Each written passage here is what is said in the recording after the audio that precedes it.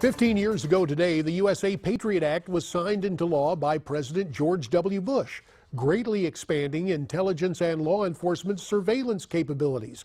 I voted for this law because it featured a look-back provision. Every year, it has to be reauthorized, and it can easily be amended, and it has been in the past. Now, after that act was passed, it came while the search was on for Osama bin Laden. It took almost a decade, but Osama's eventual day of reckoning is the subject of tonight's American Moment.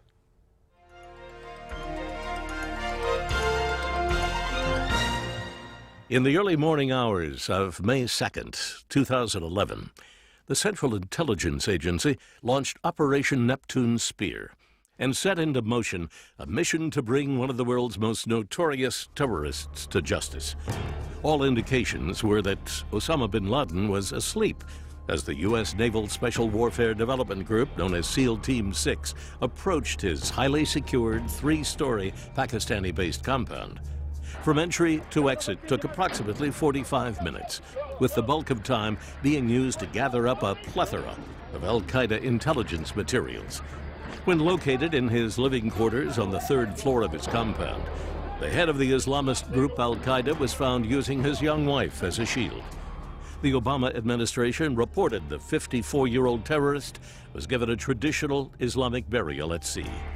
9 years, 7 months, and 21 days following his infamous attack on New York's Twin Towers, killing thousands of innocent civilians, its mastermind, Osama bin Laden, was dead. You're watching An American Moment on Newsmax TV. From history to the here and now, another important topic this election cycle is the perceived attack on religious freedom.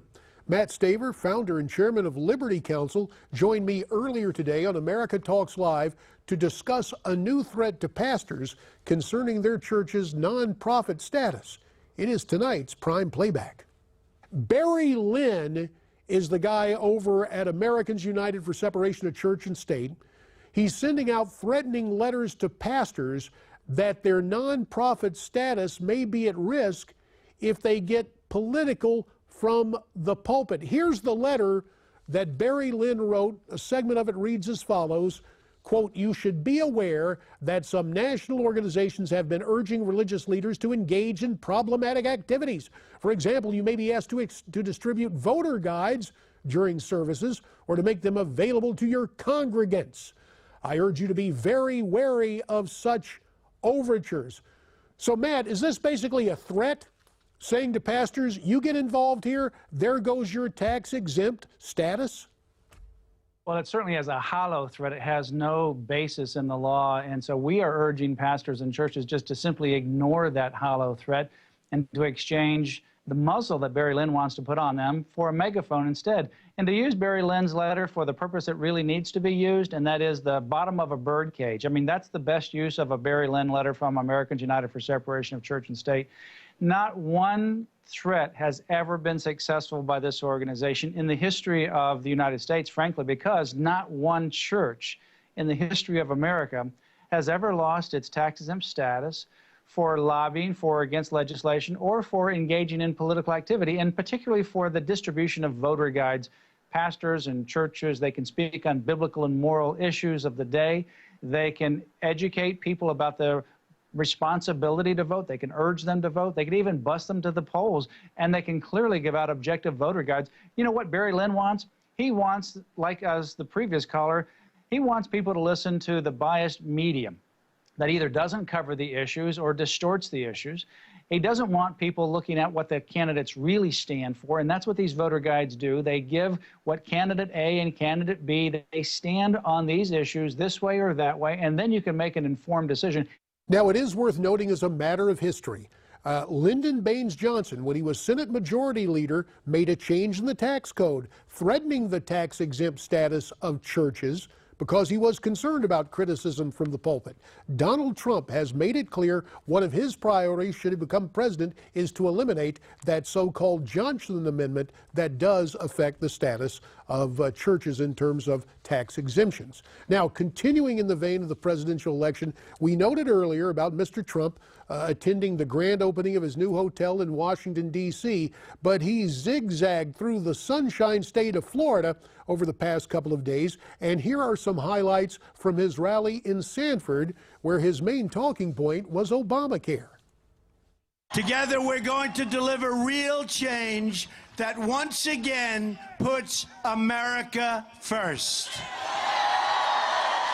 That begins with immediately repealing and replacing the disaster known as Obamacare. It's just been announced that Americans are going to experience another massive double-digit hike. Now, they said 25%. Forget 20. You'll take 25%. It's going to be 60, 70, 80, 90%. In the great state of Arizona, it's over 100%.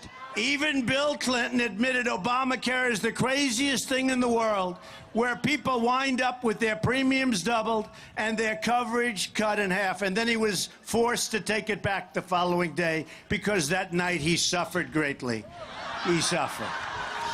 Because Hillary Clinton wants to double up and triple up in Obamacare. The numbers will go through the roof. Your taxes will double and triple. And in the end, it's not affordable. You can't do it. The Democratic governor of Minnesota said the Affordable Act, remember this, the Affordable Care Act is no longer affordable. He doesn't know what to do. And Hillary Clinton, here's another thing we can say. I'm going to repeal it and replace it. She's going to expand it, and it's going to get more and more expensive. And it's no good anyway, because the deductibles are so high. As you may remember, President Obama claimed to have no knowledge whatsoever of Hillary Clinton's illegal email server. I have no knowledge of it. I don't know. This guy, he's as bad as she is. A Clinton spokesman, Josh Warren, sent an email saying, quote, looks like the president just said he found out Hillary Clinton was using her personal email when he saw it on the news. Oh, that's nice. He had to know that Hillary was using an illegal server, but he claimed otherwise. Obama is now into the act. And now I understand that despite his hatred of the Clintons, because I know one thing, Bill hates him, but despite his hatred, now I understand why he pushed her. Because he didn't want to get caught up in the big lie. He's caught up now, folks. We have to investigate the investigation. There's going to be a lot of Brexit happening in about 2 weeks. A lot of Brexit. Remember that? Everybody went to bed. They said, oh, gee, I think it's not going to. And I said it was going to happen. And they criticized me. Can you believe this guy? Can you believe this guy? Well, a lot of people do believe him, and we will see what happens in 13 days. Now, before you and I part ways, by now we've all gotten used to the traditional campaign ad, but we found one that many families, and especially many wives, can relate to. Gerald Doherty is running for re-election as a county commissioner in Travis County, Texas, and his ad has become the talk of the internet. Let's look at a portion. We've got room to put 2,700 people in our jail, and it costs us about $103 a day. Gerald really doesn't have any hobbies. Last year's tax rate was 0.4169. This year, we could take that down to 3.838. So is he always like that? Yeah, all the time. All he wants to do is fix things. So I got this 18-wheeler that's parked in this neighborhood, spewing fumes all over the place, but quite frankly, it's not a code violation. You know, I think I like helping around the house here. Please re-elect Gerald. Please.